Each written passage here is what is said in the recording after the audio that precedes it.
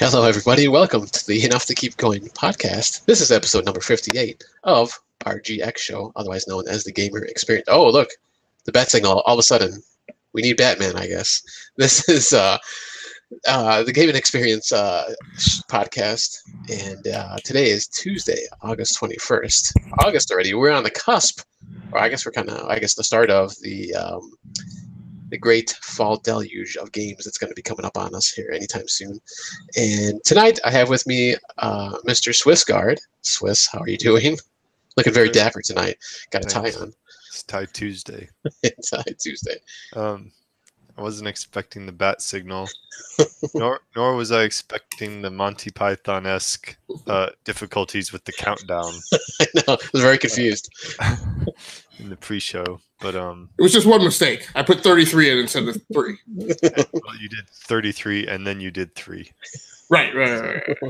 And then the answer was 42. Yeah. Anyway, I'm good. Excellent. And then we have Mr. Batman, aka Agasicles. Stamos. Agasicles, how are you? Yes, that's.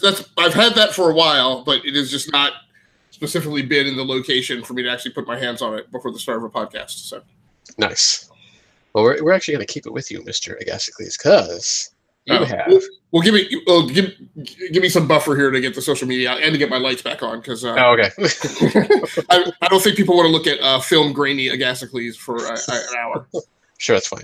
All right, so we're gonna give Agasicles a few minutes here, and then he'll report out on Battlefield 1 multiplayer sessions that he's been having on the PC. So before we get to him, I'm not really sure what to do, to be honest with you. So I've never had this happen before. So let's see. Swiss, let's talk to you for a second. All right. That seems like a logical choice. I'm good. I thought it was good. going to take longer. Yeah. I still got to get the social media out. But don't worry. Prime, the professional that he is, was able to fill the time with quality content. That's right. You know what my title says? It says I got nothing, so it's not a really good time to try to have me ad-lib stuff tonight.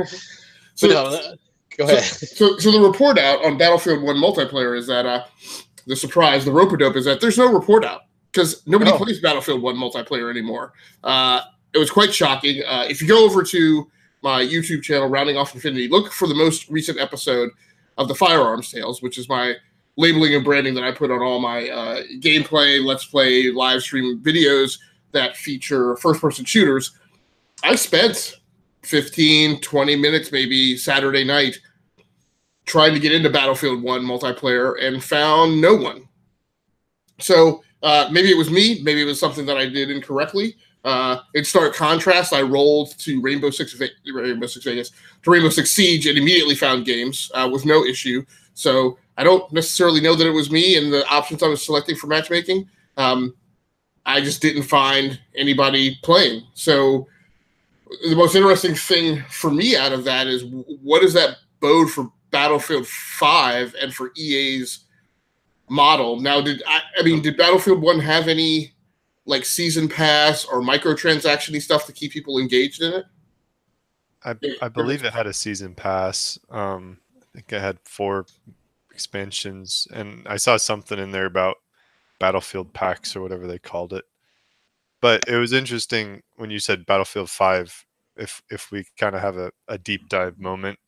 I think I did see a news story that they're already predicting poor sales, and that the pre-orders for Battlefield 5 are lagging way behind Call of Duty Black Ops 4. So, well, Black Ops is the big brand of Call of Duty, so it is kind of hard to go against that. But I mean, they are two, I won't say radically different games, but they are obviously they're shooters. They're both shooters. Similar. They're similar there, but they're kind of played quite differently normally.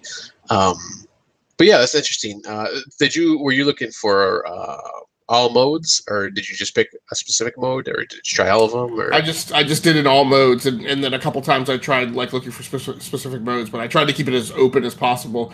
But what I didn't do, because I've been playing Rainbow Six Siege and live streaming and stuff, is I didn't look around to see what other sentiments were out there. So I'm finding on here on the on the actual Battlefield forums back in May. I'm a UK-based player and generally get on post 11 p.m. due to work. One thing I've noticed the last few nights is that at this admittedly late time, the operation servers are barely populated compared to a few months back. You can always get a few full servers on what I assume are the EU servers for the last few nights, it's very common for me to pick, say, TSNP, wait 5 minutes to get in and be the only player. Happens on most other maps as well. If I go on server browser, there will be perhaps 8 servers with over 20 players per side. Seems a low number for the entire EU region. And I did specifically try and get into conquest mode as well. That was definitely, I figured that's where people, if people were playing, that's where people would be. Yeah, the comment further down, the game is a year and a half old. All DLC is released. A lot of people are losing or lost interest. There will always be a core group of players, just like all other Battlefield games. But, you know, I remember Battlefield 2 servers being, like, mega populated, like, years after that game came out. I can't. It's been a while since I played Battlefield 1, and I don't know if it shouldn't be different. I'm assuming on PC, but did you go into like a quick match, or did you do like the browser where you can like just choose a server to go into? I did not go. Everything that I tried was via matchmaking. Okay, I guess that still wouldn't matter because it should throw you into something anyways. Right. So yeah, that's weird. I'm surprised. Like I said, I haven't played in a while, so I'm not sure if it's the same thing on Xbox as far as population of a server. So, but yeah, that's weird that you couldn't find anything at all. Yeah, I mean, I'm looking here. This is August. I think I might have tried to play maybe last year at some point, but I mean, I was able to find one right away. But that was still pretty good. So on PC, they claim right now that there are 11,000 players online. When did you try to play it? What time was it? It was like Saturday night at like 9, 10 o'clock. Oh. Yeah. Or you would think people would have been on. So yeah. Very interesting. I feel like 11,000 players is a really small number. Oh yeah. I mean, compared to most games. Yeah, especially, it's not like you said, it's not like Battlefield 1 is like, 6 years old, 7 years old. Right. So I don't know. I mean, not only that, but with Battlefield 5 coming, you'd think the hype train would be building and people would be revisiting Battlefield 1. I glanced at this kind of disheartening for me because I glanced at Origin's storefront today for the Pix Plays segment, just to scope out some games that I might want to consider as options. And that's when I saw that, hey, this week they have a big sale on Battlefield 1, among other games. And I got it for $5. And I went ahead and picked it up. I mentioned it in our chat client. And you immediately said, for that price, jump on it. And $5 for the campaigns. I imagine that's like I said, an hour is, I got my money's worth. But I was hoping to experience a little bit being a Battlefield complete noob. But the multiplayer was like to see if I might want to pick up Battlefield 5 when it releases. And it's a shame that I might have difficulty, getting a taste of it. But just we'll see. Try to jump on when Agasicles is on. You guys can play. You guys can play together. One-on-one. One giant map, just the two of you. One-on-one. Well, and another thing, look, I'm not going to put it past myself that maybe there had been operator error. Maybe I didn't understand the GUI. Maybe I was doing something to screw it up. So if you've got it and you do find people online, by all means, give me a shout and let me know that it's out there. I can definitely loop back and revisit it. I will still stake my claim on, though, that if it was something I screwed up, 11,000 players online. And I would say the daily concurrent users looks like it might be averaging like around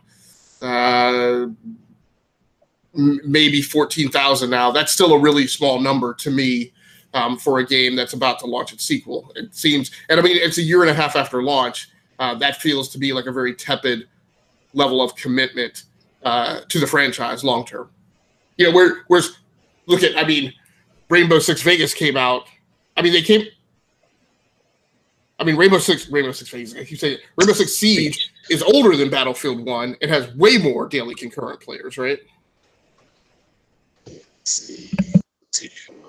It came out in 2015. Yeah, December 1st, so 2015. Yeah. So yeah, well, I mean, hopefully, 5 will hopefully pick up steam when it comes out, and that was 2016 was Battlefield 1. So yeah, about a year later. Yeah, whereas your daily concurrent players on Rainbow Six Siege have been 70,000, and peak is 134. I mean, so I mean, if community games are a bigger deal now, right? People are more and more aligning to certain camps and picking a game that they're going to be stick with and loyal to, and kind of incorporate it into their own personal branding. Do you spend $60 on a game that you're not certain you're going to be playing a year later, or do you stick with the thing that seems like it's got some legs to it? When that game is labeled specifically as a multiplayer game, I think that's going to be a tougher decision for people to make. I question whether or not there used to be a time you used to spend that $60 just to experience something and experiment with something, but when there's very little single player content in those things anymore, and it's all about the multiplayer, like, again, where do you put your poker chip? Yeah, it's kind of weird because I think up until recently they still had DLC coming out. I think, yeah, they might have actually made some of their earlier DLC free. Now that I think about it, but I mean, you'd figure that would get some people, jumping on at least. But I don't know, maybe it's in Battlefield, when Battlefield 1 first came out, I mean, it was pretty high regarded, at least as far as I could tell. I mean, critically, from the critics and even most of the player base. So. Well, yeah, I mean, it came out a year that, it came out the year that Call of Duty had an off year, right? So it stood to gain huge. And the only other thing really out was that the year of the first Titanfall, or was that the year before? That was Battlefield 1. That would have been the second Titanfall. So that was right. That was the year Titanfall 2 dropped in between Battlefield and Call of Duty. Yeah, Call of Duty. Yeah. So good job, EA. Yeah, right. I mean, Battlefield 1 had every opportunity, right? I mean, they were kind of masters of their own fate to rule that roost. And it seems like they didn't really effectively wrestle that down. No, yeah. Well, we'll see when 5 comes out. Hopefully, I mean, it'll do pretty well. So, well, I guess since you don't have anything else to say about Battlefield 1, we'll jump into our game chatter here. So, Mr. Swiss Guard. So you got a few things going here. The first one up is a Switch game. Yeah. So for whatever reason, I just picked up Super Mario Odyssey and played it a little bit on Sunday afternoon. I wanted to play Zelda, but that's like one of the handful of games we have physical, and it didn't happen to be in the Switch. I didn't feel like switching cartridges, so I played Super Mario Odyssey instead. And I had a lot of fun with it, as I always seem to. And I always come away thinking I should play this more often.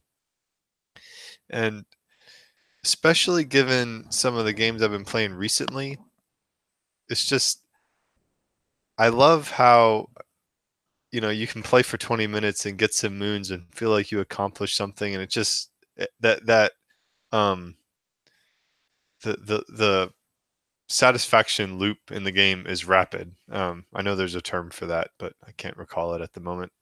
They make you feel like you're progressing quickly and you're accomplishing things, and the style is good and fun. And I was playing some stuff. I went to a Crazy Cap store and I bought myself some nice aviator threads with the in-game currency, and I didn't have to pay any extra money to do that. It was a reward for actually finding the little purple coins.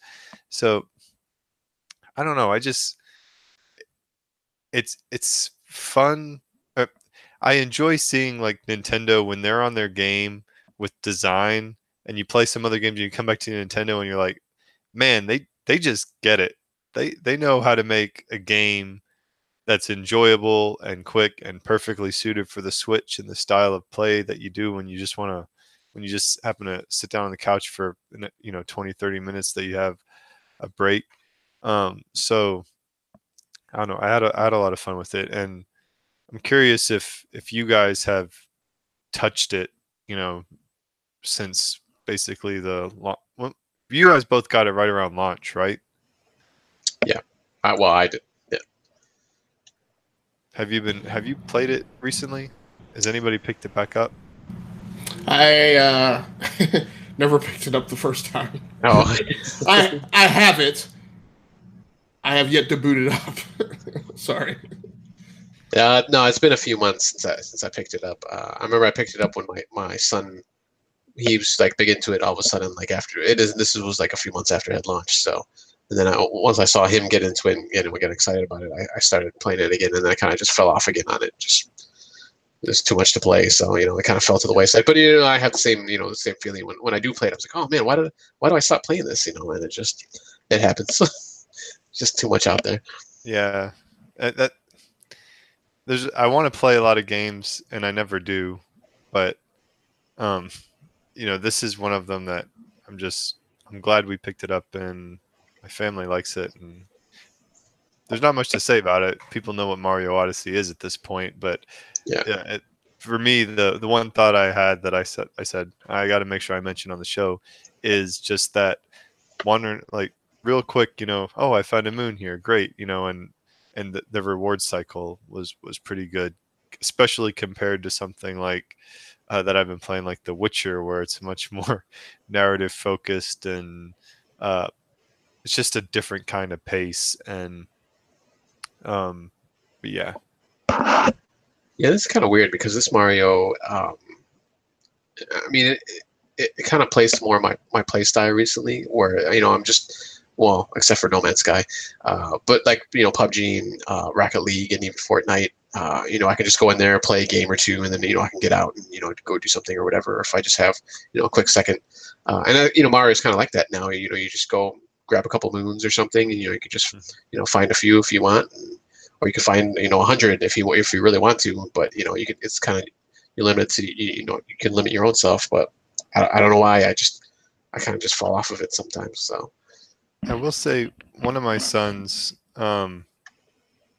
really enjoys the game, and one of my younger sons, and just being able to just move around and jump around the map. It's so simple, and he's picked it up like astonishingly well, in my opinion, for how he plays it. And he likes to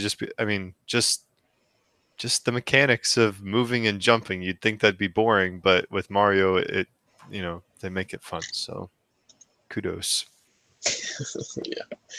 All right, so let me jump to one of mine real quick. Another Switch game. Well, I'm gonna kind of pass this one really quick, but Paladins, I've been playing. That's my picks plays from last week, which unfortunately I didn't get to be on that episode. But so play a little bit of that, and I'll talk about more. I'm going to try to get into it more this weekend. But I've been playing Rocket League also on the Switch and on the Xbox, more so on the Switch, more convenient, obviously. Still having a ton of fun with that. I'm still running through the ranked play. I had mentioned, I think it was on the Xbox side, I kind of got kicked out of it for it was like 5 minutes or something, because I jumped out of it for whatever. I had to leave, or had to do something with my son, and so they kind of blocked me from that. So I was like, oh, you know what, I'm not gonna even bother on the Xbox anymore. So I'm just kind of playing on trying to not quit out of there as much, if I can. There's a couple times where it did happen when I was playing on the Switch this week, and I'm surprised they didn't block me for 5 minutes or 10 minutes or whatever. But I'm still able to play the rank matches, so I'm doing that. And I'm still waiting. Man, I still don't know if they actually ever said anything about their battle pass, their version. I think it's called the Rocket Pass, which I'm going to assume is going to kind of, I guess, take over the ranked play.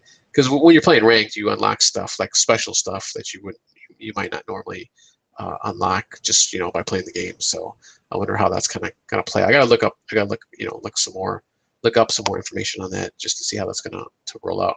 I think it's supposed to come out this fall too. So everybody's doing the battle pass and Rocket League pass and all that kind of stuff now. So but yeah, been playing Rocket League, still enjoy it. almost played it every night, I think, this week.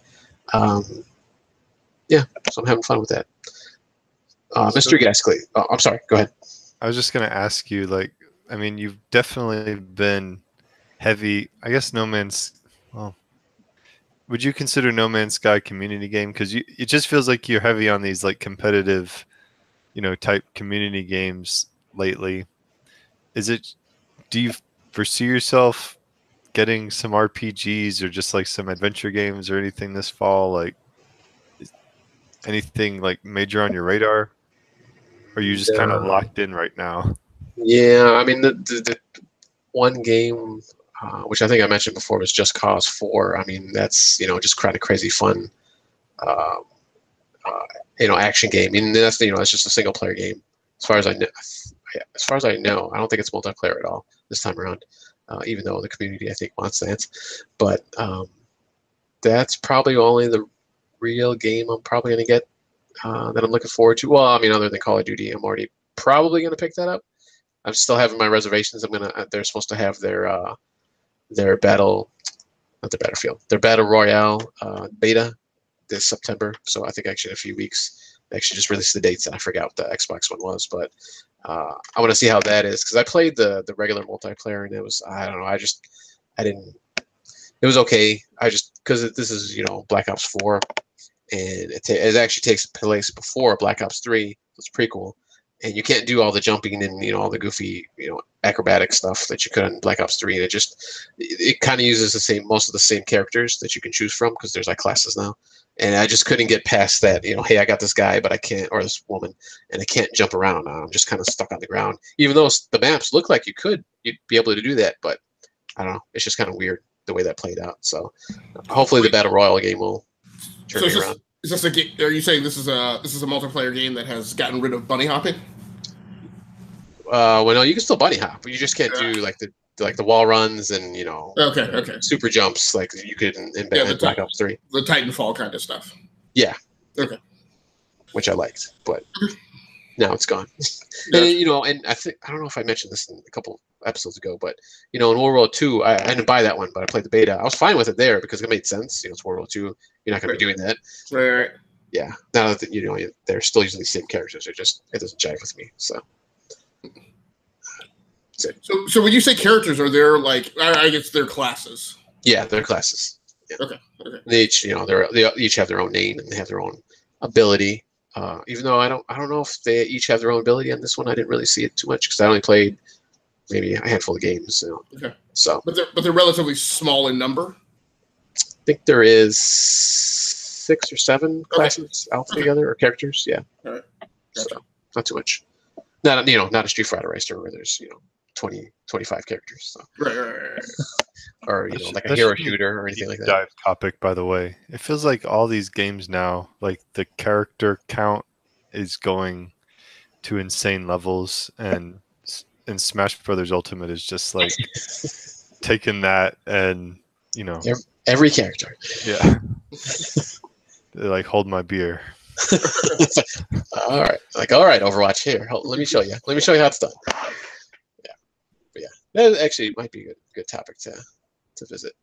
But speaking of a lot of characters on screen, you're playing Left 4 Dead on the PC, I guess at least. I was, but I want to talk a little bit about Rainbow Six actually. Oh, okay. Yeah, go ahead. Which is a game that has like dozens of characters accessible. In Rainbow Six they call them operatives, which has been a new paradigm for me. It's a little interesting. It's a little disconnecting, right? Because one of the things I guess that I fell in love with the Rainbow Six franchise early on was kind of the gun porn, right? Was being able to go in and every mission select like what pistol you wanted, what your primary firearm was. Now that's kind of locked to the character you pick, so it's much more kind of like it's basically a hero shooter, really. But there are at least probably a couple dozen operatives now. I mean, I think you have access to like a dozen out of the gate, or more. I want to say maybe somewhere on the order of like 12 to 15, more so towards the 15 level. So, and I've just been playing Terrorist Hunt, but the way Terrorist Hunt kicks off is, when somebody grabs a character, then that character is unavailable to you. So and then once you grab a character, which I haven't gotten oriented around like what the strengths of each character is. I only right now I just recognize the two guys who are really good at like breaking down barriers. So you have Sledge, who has a big sledgehammer, so he can knock barriers down. And I guess there's one, I can't remember her name, but I know what she looks like. I know that she's got the little sensor that can detect electronic devices, so she can bring up this sensor like on her arm, and she can see where all the C4 charges are. So that's the type of depth that has kept me from jumping into the the PvP just yet. I think I'm going to start taking that plunge definitely probably by Thursday night, because this month what I'm doing is I'm playing my community game early Wednesday morning before work, and then Thursday night after once I'm on my time after the family goes to bed. So definitely by Thursday night, I think I've experienced enough to that I'm at the point where I'm not really going to learn anymore until I jump into the fray. So I'm hoping I can find some good casual teams who aren't wrapped around the axle, who are just playing to have fun. So, but it's been a fairly decent experience. There's some weird. I think the weirdest thing is it does not even. I mean, I'm still learning the tactics. One thing that's weird is the color palette really kind of bugs me. In this one, in terms of tangos don't stand out. They very much blend into the background. Very often I feel like my only really good indicator of knowing that a target is in front of me is hoping that they shoot at me. Several times when in a close quarters battle or near close quarters battle gunfight, what I've had to do is I'm looking into a room and I can't tell where the guy is, and I really have to strafe left and right in the hopes that he's going to take a shot at me so I can see where he is. Is that an arbitrary decision how arbitrary do you feel that is? Do you think it was fully intentional to increase the difficulty, or do you think it's just like a artifact of like inadvertently poor design? I don't know if it's poor. Maybe it's supposed to be that way. It could also be that I'm old and my ability to discern discrete colors is getting worse. I don't know. I don't think it's that bad. I don't seem to have that same problem in other games. So it might be deliberate. I definitely regret. I haven't seen it yet. Maybe it's in there and I just don't know where it is. But of course, up through Vegas, you had heat vision and night vision that you could always activate. I definitely miss that. It doesn't seem to be available as a general skill and tool when you're in the game. And I guess it's only included on a specific character, or it's a specific level up or whatever that you can get. But yeah, the weird things are not even learning the tactics, but the things like it seemed the first night I jumped in that there was a culture around like not being on headphones in Terrorist Hunt, because nobody was talking in Terrorist Hunt, which I found really weird because Rainbow Six has always been this very tactical game that was big about voice comms and coordination. And then actually I got admonished by some people about having my headset on. They were like, "Your headset's on," and I'm like, "Okay," because I'm waiting to see if anybody's going to come into the room with a headset on to talk, right, and actually work some of this stuff out. But as I sat there and watched it, they were just all like in text-based chat in between rounds, right, and there was no talking. So I thought that was part of the culture, but then the bigger night that I played, the Saturday night, there were several teams in there talking. And I also wonder if people talk on consoles more, because I watched a live streamer Sunday afternoon named Kareem. I don't remember what his gamer tag was, but he was playing on Xbox, and all those guys were in there coordinating. But no, yeah, there was no, that's right. There was a team I played with Saturday. They were on voice comms. Unfortunately, I wasn't, because I was live streaming it. So my headset wasn't set up correctly for me to be both in the live stream and in chat with them. But that team that I played with, at least I could hear, where they were going and how they were trying to take things down. That was by far the most satisfying session that I've had so far. So it's been good. I've been happy that just flip of the coin, choice of fate that wound up being the game that I chose as my community game, because I'm pretty happy with the experience so far. So you mentioned you hadn't gone into PvP yet. So is there a story mode, or are you just doing like bots right now? No, if you remember, this is the stinker release, right? Where Ubi came out and said, "Yeah, we're not doing single player," and you, Gray, and I were all on the CAG podcast, and we all unilaterally said, "Yeah, we're not paying for that."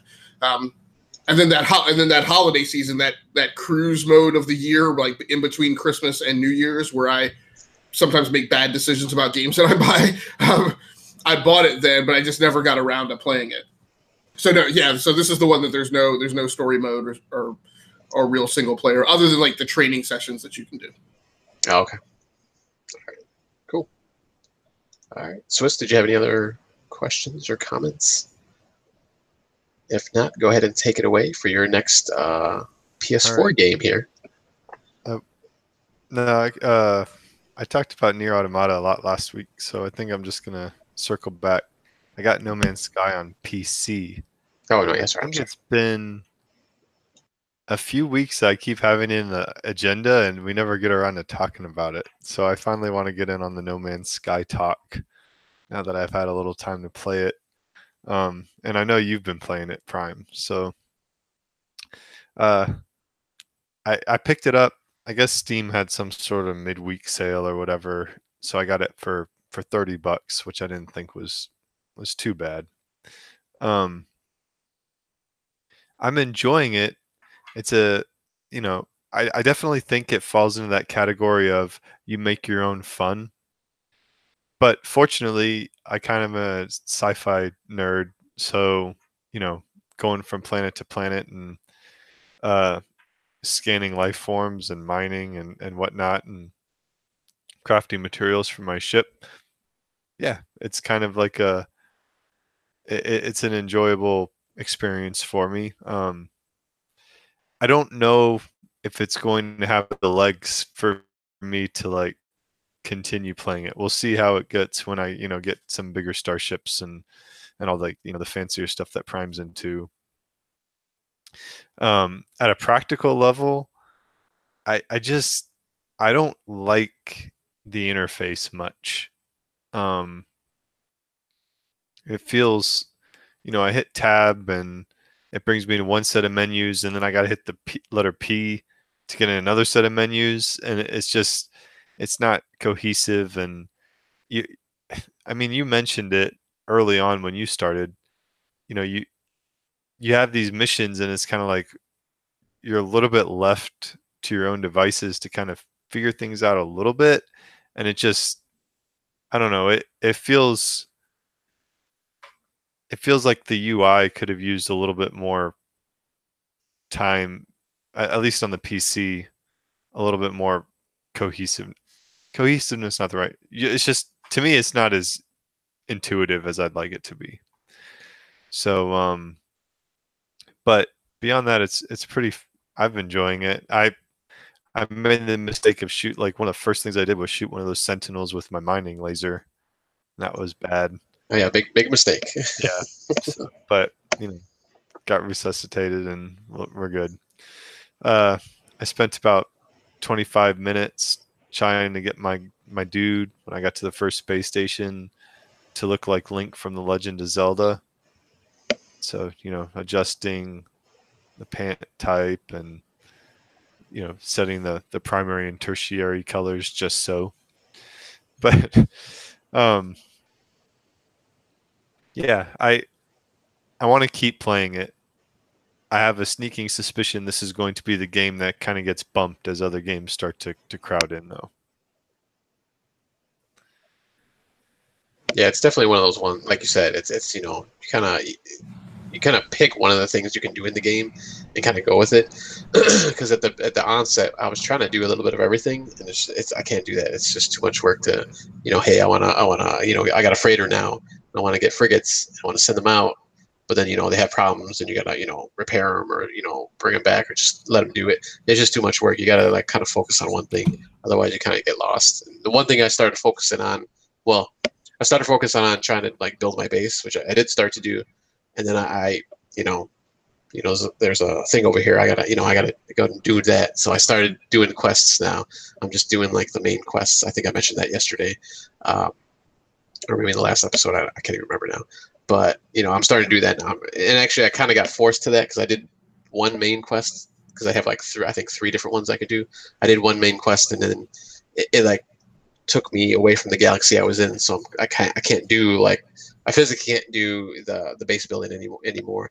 Because as you're doing the base building, it opens up more, more missions for you to do and more things you can, put in your base. Like I had, I think the last thing I was able to build was, looks like a giant safe basically, but it's storage unit. So, and it doesn't have too many slots. So I'm assuming I can upgrade that, and get more slots that I can, throw stuff in. So, but I kind of got taken away from that for now. So I have to do what I'm doing now until I can figure a way out, to get back to my base. So we'll see. Did you do much in the way of like searching for trying to find all the flora and fauna on a particular planet you happen to land on, or?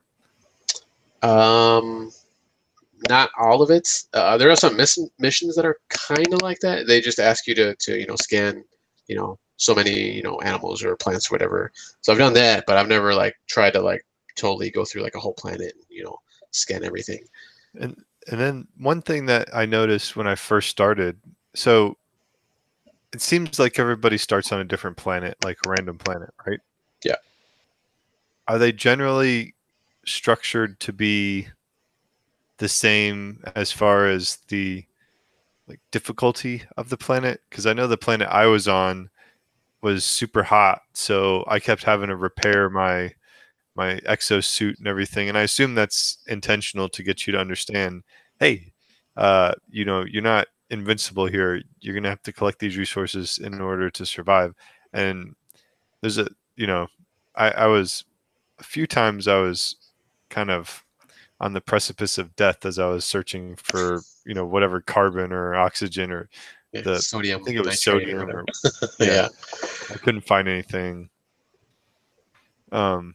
But then again, it's supposed to be a game and it has to present a challenge. So, yeah, as far as I can tell, that's the way they kind of set it out. I think I've read, a handful of times where people said they spawned in like a perfect planet where you didn't have to worry about the heat or cold or poison or whatever else. Radiation, I think, is another one that you can run into. So, and it's basically the same thing. You just got to power up your and I've been to a few planets now. And there's one thing that like it's cool, like with the auto generated stuff and the animals, sometimes look different, but you generally have templates. Like it seems like every planet has the same stupid like tendrily plant that whips you when you don't see it because the game doesn't load the draw distance is awful, and so all of a sudden you're running and you just get slapped and you're like, what? And you turn around, there's like one of the tendril guy, whatever iteration of the tendril guy is there. Yeah, it's just like a different color or something. Yeah. Yeah. I guess that's kind of like built in. Yeah, I think in the same solar system, they kind of keep it the same more or less. Like there's a little bit of a difference, but like once you start traveling to different galaxies, then you'll see the difference between the galaxies at least. But still are in the solar systems. But still, if you go to that different solar system, they'll kind of have the same type of guys on each planet. Now, I guess that kind of makes sense, I suppose, but not really. So this goes back to our discussion last night, where I don't really read things about games, other people like people playing the games. I might read a quick blurb to get the sense of why this game is being perceived as good or bad, but for the most part, I leave it. I go in with go in the dark, so I might be asking noob questions, but that's because I want to experience it for myself, and I don't want any spoilers. So one thing you mentioned, Swiss, and I want to ask you guys is, so you mentioned this is the game that has the high potential to be shelved as we go into the holiday season. Was it this week or late last week that Nintendo, and maybe it was yesterday, I've lost track of time. I guess it was yesterday. Nintendo dropped a flurry of announcements about a bunch of indie games coming to the platform. So in addition to all like the AAA and major releases that we were aware of that were coming, you have This War of Mine dropping on the Nintendo Switch, which provides an excellent opportunity for people who haven't played that game. You have Everspace, which really caught me off guard because I've got that game on Steam. It's a great-looking little space sim, and I'm looking forward to that being available on Switch as well. Again, is that the one where you kind of go like you can go anywhere you want, like in a confined area? Okay. Yeah, so it's another kind of Elite Dangerous feeling, kind of No Man's Sky-ish, free space kind of oriented game. And suddenly, that's one factor that, when I look at the road that we've traveled between E3 and here, all of a sudden, this whole E2KG diatribe, which I will admit, I was one of the ones who fomented it, of like, there's nothing coming out and there's nothing to play. All of a sudden, I'm starting to go into panic mode about everything that's coming out this fall, and worrying about how in the world am I going to traverse that. But it feels, even more so than last year, it feels like hyper compressed, right? It feels like now all of a sudden there's all these games coming out of the woodwork that I do want to play this fall, and they weren't sprinkled throughout the year as much as I would have wanted with a little less density. So where is No Man's Sky tracking for you guys as far as, is there a push on to get through a certain amount of content to level up? Swiss, do you need to get to a point where you've got this small rebel fleet that Prime has, or are you going to be fine if you're just with your own one ship? I'll probably be fine if I'm in my own one ship. I want to experience more of the game. I still definitely feel like I'm in the introduction phase. So, I want to put several more hours into it. I'm not saying I'm going to drop it now. It's just, I know myself. I have limited time to play. I mean, we're all adults. We all have kids and jobs.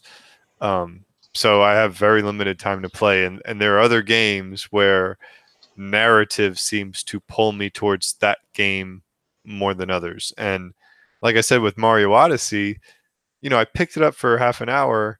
And I'm like, why do I put this down? But then when I put it down, like Prime said, there's nothing really there to really say, man, I have to get back to Mario Odyssey. Like, it's like you can pick it up, you can play it, and you can put it away, and you're not missing anything. Like, for me with Nier Automata, there's an interesting anime sci-fi story going on, and I want to know more about it.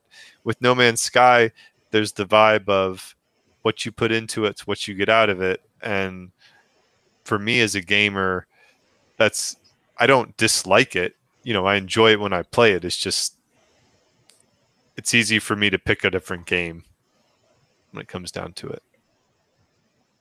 Yeah, it's for me. I'll probably still be playing this. Once like I mentioned, like for right now, I only got really 2 games that I want to get. It's Just Cause 4 and Black Ops.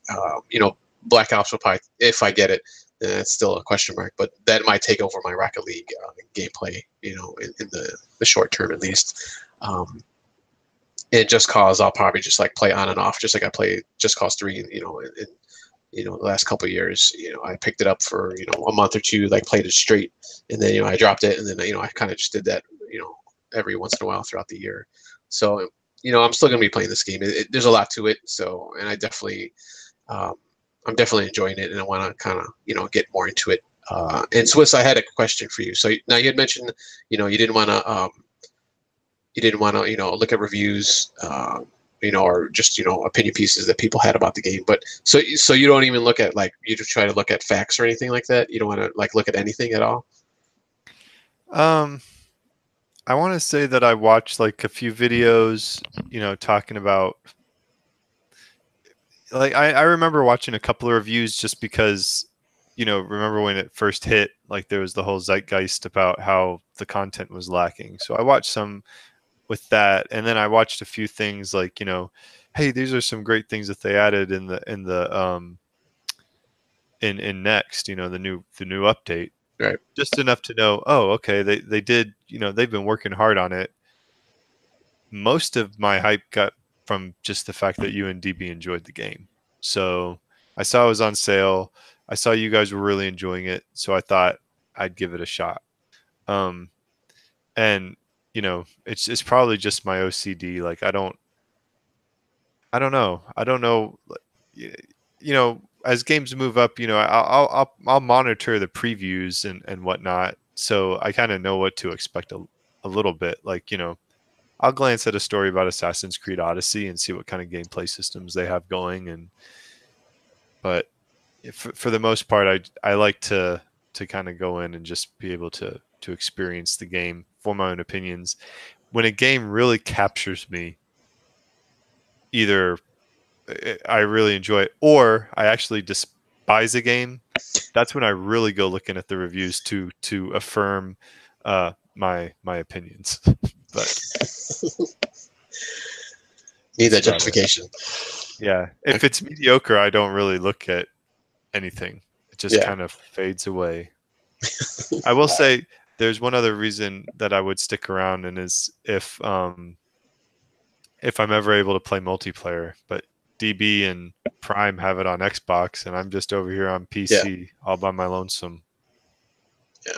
So well, yeah, I guess because you never got it, right? I know you had mentioned maybe picking it up. No, it's in the queue. It's on the list. Eventually, I'll get it. I was just wondering because I know you'd probably pick it up on PC, right? I'm assuming. Yeah. That was my full intent the whole time. Okay. All right. So, well, while I got you on mic, let's go to your next game. Yeah, God of War. So I chose this time to get back and revisit this. This was part of my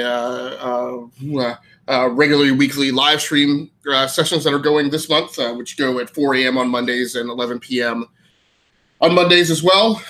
Surprisingly, I don't know why. Again, I love the science of analytics. It's a large part of what I do during my workday. I don't understand my own analytics whatsoever. So for some reason out of nowhere, 80-something people were in my live stream Monday morning for God of War. And maybe these are Europeans who can't play the game because it's banned in their countries. I don't know. And it wound up being that I was replaying through the intro because I was playing on my PlayStation 4 OG, and my actual campaign that I originally started is on the PS4 Pro.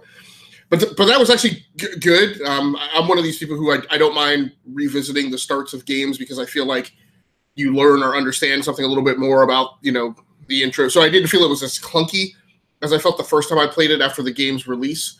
The other thing is, I think I've alluded to it and mentioned it, and now I don't mind saying it because the game's been out for a while, is, well, Swiss, you have it, don't you?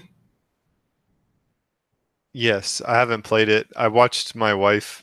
My wife gave it a shot, and she played through basically the first major boss fight. Okay, so yeah, so I've mentioned this before. There's a early boss fight. I think it's the first one. It may technically be the second one. I'm not sure, but it goes on. The first time I played it, I felt like that went on forever, and I thought it was a horrible design choice, and it almost made me put the game down and walk away. It seemed to go quicker this time, and I think it's because I had a better grasp on the tactics. So I probably short fused some of the pathing and how that fight unfolded. Still went on way too long. If that had been a movie, people would have gotten up and walked out of the theater. But it was a little more tolerable this time around. And there's several other things. I think I was a little less cognitively loaded this time around because the first time you're trying to pay attention to the story, you're trying to worry about the kid, and then you're trying to figure out what is admittedly can be a very fairly complex combat model as well. This time I was mostly focused on the combat model and trying to get better at it because pretty rapidly I think you gain that minimum threshold of tools that I look for in a game to feel powerful and make the game interesting, right? Like I'm not satisfied in a game until I hit a point where I have about 4 to 6 different methodologies to apply in any given encounter. And you get to that point fairly soon in God of War, and that makes the game more enjoyable because you have right off the bat, you have hand-to-hand, you have the axe, and you have the shield, and you have your dodge, and you can intermix any of those 4 in terms of how you choose to approach combat. So, when I started on the PlayStation 4 Pro, because of some things I'd heard on a podcast, I was very insistent upon not becoming overly dependent on the axe, and really, I tried in that campaign to fight hand to hand until I felt like I got to a point where the enemies that were being presented were forcing me to go to the axe. This time, it's a little more evenly balanced. It's a bit of back and forth, and that felt enjoyable from a combat, as Swiss mentioned, from a combat reward loop standpoint. So Dave, what made you decide to go back to it? Because it sounds like you put enough to make a decent impression your first time through. Was it just you wanted to refresh yourself heading into the fall, as we kind of, I don't want to say it's game of the year, but it's one of the big titles of 2018. Yeah. Or is it just you saw it on the shelf and were like, eh? Yeah, it was a little bit of that. It's one of like the few physical copy games that I have for PlayStation, and I wanted to get some ROI out of those things that are physically lying around. It's a little bit because it was a platform off of having played through a chunk of The Last of Us Remastered last week, and for my live streams, wanting to keep it story oriented, because I think so. This was my fourth live stream for the month, and the first two times I did very mechanical sim games, right? So I played Burnout Paradise, and then I played Wipeout. And then last week, I flipped it over to story mode, and I have one more live stream this month. So just kind of thematically, I wanted to go with another story-oriented game. Also, the big patches came out this week for God of War. You can see the visual improvements even on the PlayStation 4. Hey, did they fix the text size? I think so. I don't recall ever having a problem with the text. You talking about for subtitles? Just anything. The text is teeny, man. Yeah, I don't know. I sit probably about 5 feet away from a 4K TV, okay. So I hadn't noticed that. Yeah, yeah. Sorry, I didn't mean to interrupt. No. That's what these conversational podcasts are for. Is exactly that interruption. So yeah, so I had a good time with it. It's on my radar of games that should be in heavy rotation, and I should get back and play through that story. I definitely feel. I guess, as far as it's game of the year consideration, it'll be interesting to see how that goes, because I guess I feel I was immediately enamored the first time through with like the voice performance of Christopher Judge, who I love as Teal'c in the Stargate series. Oh man! Oh wait, is he doing Kratos? Yeah, he's Kratos in this. Oh, yeah. Nice. We're gonna have to do some Stargate talking. Stargate podcast. Hey, I'm rewatching. I would be completely down for doing a podcast about rewatch, because I've never like stuck with the thing and watched it dedicatingly all the way through. And I've been looking for a window. I have the DVD sets. I just haven't scrolled the timer away. Yeah, I'm doing that now. I think I'm on season 4 right now. I started. Yeah, man, you're way ahead of things. I can always go back and talk about it. We may do that. You, Dave Pecci, Swiss, John Reyes, and Peter and I should have that discussion. But I think the first time out of the gate, like all the emphasis was on the story, which there were pieces of it that impressed me. I think I'm seeing now where DBQ felt like he wasn't as impressed by it as I was. But now I'm playing it, and I really think I finally got my teeth into the combat model, and that's what really excites me about this one, which converts it over to being a thing that's hooking me in the same way kind of Destiny and Destiny 2 hooked me, because of the neatness of the combat model, and same with Dishonored, right? Although Dishonored was a little bit more about the combat model and the progression model, but I do really kind of like the combat system in this, and I'm finding that particularly interesting. So that might be my hook into it, because I'm kind of already sick of the little kid, and I hate escort mission-y type games. And initially, maybe I was being an apologist, or maybe I was trying to convince myself that it wasn't really an escort type game, because Atreus has the ability to fight for himself, but it's really an escort kind of game. So, but regardless, I had a good time. I don't want this thing to win Game of the Year because it's unchallenged. But unfortunately, right now, the only thing that I see challenging it is Red Dead Redemption 2. So it'll be an interesting last few months. So what else do we want to talk about? I know you guys have been coordinating stuff that I can't see from here. So Yes. So yeah, I mean, our last few games, Swiss had The Witcher. He didn't really have too much more to talk about there, and I had PUBG and Fortnite, which there's a little bit of PUBG news, but maybe we'll get to that on Monday's show, on the new show. So it's coming out of Gamescom. So we're just going to jump into what we're playing in the coming week. So for me, probably Rocket League, of course, and of course No Man's Sky. I'll be jumping more into that. It kind of looked like I had, well, I mean, I had a lot of games on here, but I really didn't get to play, a whole lot of these games. Like I said, I only played, I think Rocket League is probably the most game I played this past week. So hopefully I'll get more time into No Man's Sky, and obviously Paladins, since my plays picks. So that's for me. And how about you, Agasicles? What are you going to be jumping into this coming week?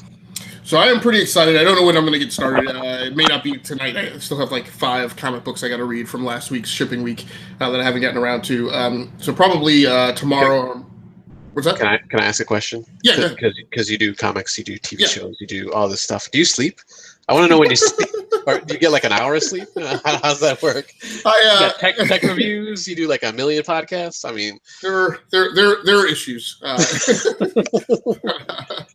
I'm trying to slot those things into certain time blocks. Right, like tonight, I'm just gonna blast through like the last 5 comics that I have and not take a lot. And I probably won't get to write reviews this week. Unfortunately, 2 of those things remaining. I know 2 of them are oversized issues, and one of them is one of these. The Dragonfly, the girl who whatever too much, or that whole thing. Do you guys know what I'm talking about? I don't. The girl who played with fire. It was Daniel Craig did the movie. Oh, the girl with the dragon tattoo or something. Yes, like that? Yeah. So it's the sequel to that in comic book form. I fear that thing is like 100-something pages, but we'll see. We'll do that anyway. Games. So. Yeah. I am very excited, actually, and I don't know. This is a weird theme that's going on. So, and again, some of how I approach this is somewhat randomly generated, so that I don't fixate on any one platform. But what I'm going to do is, in preps for Rage 2 coming out, is I'm going to go back and play Rage on PC. Now, I played Rage a little bit on a MacBook because I was just testing it and trying to prove whether or not the 2015 MacBook Zero could do any gaming, which it could. But I haven't spent a lot of time playing that game on a really beefy PC gaming rig. So I'm going to be loading it up and actually playing it right back here on my primary gaming desktop. And pretty excited to play it because I liked the gameplay that I had, but I was a little bit constrained by the graphic quality was really great, surprisingly, even on a MacBook. But the game wasn't as fast frame rate rise as I would have wanted. So I'm looking really forward to playing it like on a 4K, high frame rate machine. So I'm going to be kicking that off this week. All right, cool. And Mr. Swissgar, what do you got coming up this week? So I want to continue playing Nier Automata, and I mentioned that I've paid $5 for Battlefield 1. I have a feeling that's going to sit down until I really need to get into it. I'd like to play that sometime before Battlefield 5 launches. But I'd been thinking about playing a little Destiny 2, and then I got some grief this week that I hadn't played it, so it's even making me think about it more. So there's a good chance I might play a little of that. But mostly it's going to be what is in my my picks plays. So it's nice. TBD. Why don't you tell us what you got? What are your 3 options here for us this week? So I had a couple of ideas as far as what my theme would be. One was once I got into Origin, I saw there were some shooters on sale, including Battlefield 1, which I picked up regardless. Decided not to go the shooter route because Agasicles had been talking about it.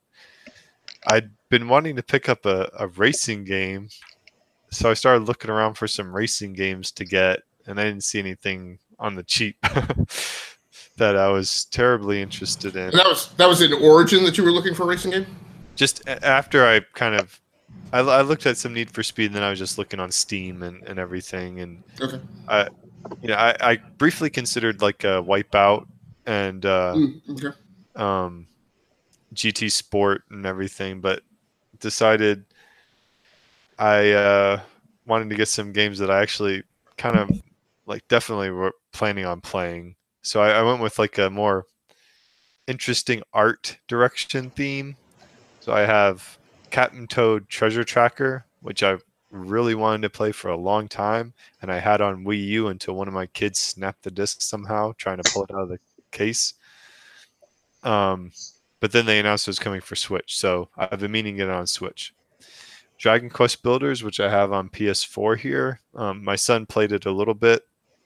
Didn't really grab him because I think he had to read too much. But I want to play it. So, and then Valiant Hearts: The Great War on PS4. It's really cheap right now. I know they just announced it for Switch, but I'm not going to wait for that. And it's one of the UbiArt framework games. I guess it's an action. I'm not even sure what genre it is, but it's set in World War I, and I heard it was good. So those are my options. They're kind of a mix of genres and styles, but they all have a lighter, at least aesthetic, even if the content in Valiant Hearts, for example, is a little more serious. A little mature there. All right, so I did get DBQ Ham's pick, and he chose Dragon Quest Builders for you. Agasicles, what do you got for us? So weren't you assigned Dragon Quest Builders earlier this year, Prime? I put it in my list, I think, for the last time for my picks place. So I feel like a bunch of you guys have played that game, whether it was assigned or not. And Swiss, you've played Valiant Hearts, haven't you? Just on a different platform? You're getting confused with Valkyria Chronicles, I think. You are correct. That is absolutely what's happening. That is absolutely what's happening. And I'm a big fan of Valkyria Chronicles, so you're right, because I know you've probably heard me gush about Valkyria Chronicles on many an occasion. Yeah. So this is a different game. And I did play Dragon Quest Builders. Like, I do have it, so I did play it. Okay. So that part you got right. Well, regardless, my pick for you is Treasure Trackers, Treasure Toad, or whatever. I'm sorry, I'm on a different screen in the flock chat because I'm trying to prep for the end of the show, so I apologize. But it's going to be Captain Toad Quest Builders. That's what he's going to play. Yes, that's my vote for him. All right, cool. All right, so actually, that's my vote too. Is Captain Toad. Well, I was certain I was losing. I thought you were going to pick Dragon Quest Builders also. No, well, I mean, I already played Dragon Quest Builders, and I played Valiant Hearts. That actually was, I think, a game with gold on Xbox One. It's a pretty good game. But I have never played Captain Toad, and it's supposed to be, I always hear good things about it, so I was interested. Swiss usually has pretty much the same taste as I do, so I wanted to hear what his thoughts on the game were. So it's going to be Captain Toad, Treasure Tracker. It's odd how we play so many different games, but when we do cross, we do have the same kind of impressions about a game. Yeah, so. And actually, that was DB's tiebreaker, was Captain Toad. So, did he say why he wanted Dragon Quest Builders? No, he did not, or at least not to me. Okay. Yeah, let's see. I thought he did not. He did not. Right. Well, cool. Pick Dragon Quest Builders since it's a cross between the JRPG Swiss likes and the building that Prime enjoys.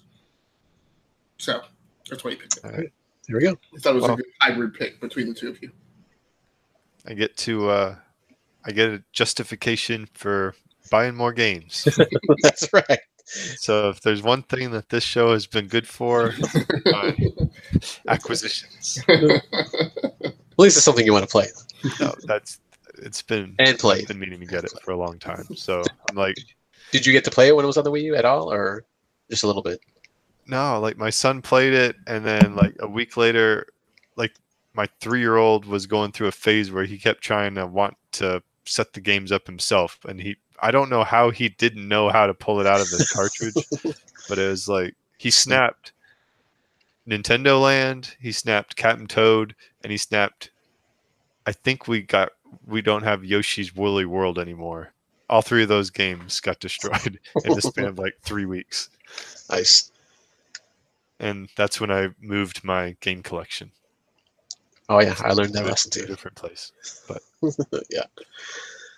All right, so looks like it's gonna be Captain Toad Treasure Tracker. Cool. So And then I believe next week I'll be reporting out on Paladins. I believe I should be. So that's the end of episode number 58 for tonight. Anybody have any last words? Any plugs that they want to throw out there? I'm sorry, no, go ahead. When you mentioned escort missions, I thought of the classic escort mission, which was the Jabu Jabu's inside Jabu Jabu in Legend of Zelda: Ocarina of Time, where Princess Ruto is mad at you, so she just folds her arms and you have to carry her around the whole level. Anyway. Nice. The only Zelda game I actually ever beat was Ocarina of Time. Little tidbit out there for you guys. If that ever comes up on a trivia. Go ahead, guys, please. So next week on Monday the 27th, Swiss will host the next episode of E2KG Deep Dive, hosting myself and DBQ. So I will actually have to work this weekend to dig through news stories to prep. And then on Tuesday, August 28th, I will carry us out for the month, hosting the last episode of Enough to Keep Going, the core show with DBQ and Prime. Now, Prime, I think you're due to report out, but I want to say DBQ is stuck in some penalty box where he has something to report out that he hasn't gotten around to, or did he report that out on an episode that I wasn't on? DB and I switched weeks because of the scheduling. So Right. I reported late on Nier, and he reported early on NHL, whatever it was. Oh, that's right. Oh, Okay. yeah. So we're caught up. Yeah. So Prime, you will report out on. What are you reporting out on next week? Paladins on the Switch. Paladins. Okay. All right. So we'll be back on schedule, I guess, after this. Yes. So I will put it in the show notes, but if you didn't catch it on the Twitter feed, so we are now available on Pocket Cast, which, as far as I consider, is the most popular podcasting mobile application out there since Apple sharded its podcasting app out of iTunes. So we're available there. The URL, we're not showing up in Discovery yet because their staff has to do something. So I need to get in touch with them to push that issue. But the URL will be in the show notes. You can, if you enter the URL, so you can copy and paste it into the Discovery screen on the Pocket Cast app, and we will come up, and then you'll just be in the queue to see our episodes show up whenever they are posted. Lots of other things going on, so we'll have a new show kicking off next month. The Entertainment Crew will be back at the end of September to pick up The Gifted, and then Jonathan Reyes and Peter Morrow, who used to work with me on another entertainment podcast, have joined the family. The two of them and I will be reinitiating our movies-oriented streaming podcast where we go through the selections on air. So if you're on the live show, you can actually participate in our selections for what movies we're going to be assigned for the month. But basically what we try and do is we look at the list of new movies that are dropping onto the various streaming services. We try and pick ones that we think people probably have not watched, in particular keeping an eye towards ones that may be of particular critical note, and view those twice a month. So it's 2 movies a month, and we'll do the podcast every other week, and then do kind of a review show as a podcast going through cinematography, actor chemistry, and many other parameters of those movies. Are these movies native to the platform, or are just any like? They're not necessarily original content. So Okay. A lot of times, so sometimes it will be a Netflix original movie. We definitely keep an eye towards that, as well as Amazon, but they are not necessarily original movies. But a lot of times they are. Nice. Yep. And so I think that's it. So there's a lot of stuff going on the network. There's a bit of an expansion and growth going on. I have not settled on a co-host yet, but I am going to be kicking off a podcast, hopefully next month, that is going to be dedicated to the topic of streaming and game captures. So I am looking for a permanent co-host, but in the meantime, I intend to set it up as a series of interviews between myself and other streamers, streaming personalities out on the web, to talk through the tech, the culture, the interaction with fans, and interaction with the services. And that series will probably go down twice a month as well. Title TBD. Nice. Awesome. And then in the future, Stargate podcast. Maybe one day. We'll see. So yeah, that'll do it for episode number 58 of the Enough to Keep Going GX Experience show. Thank you, Swissguard. Thank you, Agasicles. Once again, it was an awesome show. I thank you. And we will see you guys next Monday for our news deep dive show, or deep dive show. And then again next Tuesday for the Gamer Experience. So, have a good night, everybody, and keep gaming. So long.